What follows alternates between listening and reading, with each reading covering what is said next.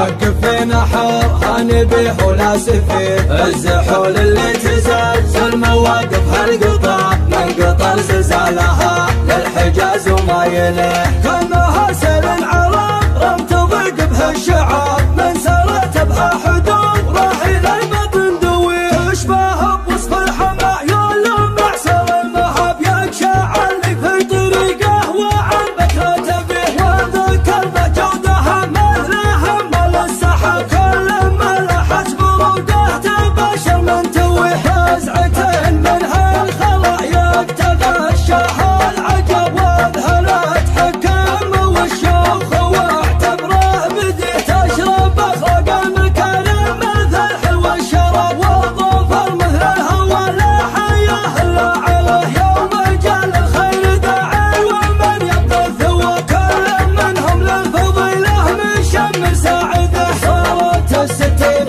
من بين المعتق الرقاب كانها مليم مصري واقل من الجنيه. والحمل شيالته ما بلغ حد النصاب 26 ساعه وربع تنتهي. فعل خلانا للشده يكفيك الجواب بالنقا وصيانه العهد والعرض النزيه. من عوايدها توضي على رؤوس الصعاب لين يدعم قاسي الباس وتقيد يديه. ما يعبر حبر الاقلام وسطور الكتاب فعلها دستور الامجاد مبنيا عليه. بيض الله وجه الرد على يوم الحساب كل من شارك ولو كان في رفعه يديه. بات مثل يوم جاء لمجال وفتح باب والله اللي يرشد عبد للخير يهديه. شاش راسي يوم شوف كل مصامخ في الحساب عند خضرنا الايادي وبيض الوجيه.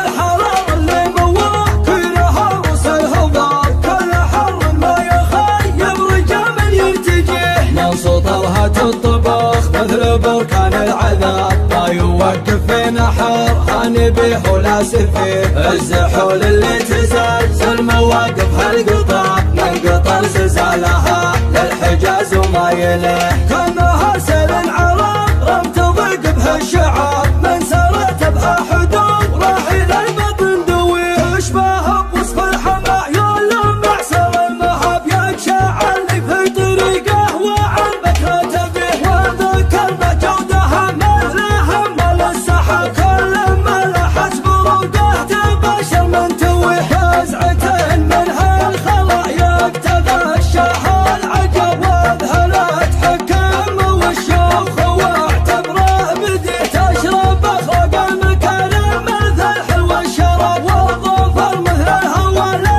حياه الا عليه. يوم جال الخير داعي ومن يبقى الثوى كل منهم للفضيله من شم ساعده. صارت الستين من بين المعتق الرقاب كانها مليم مصري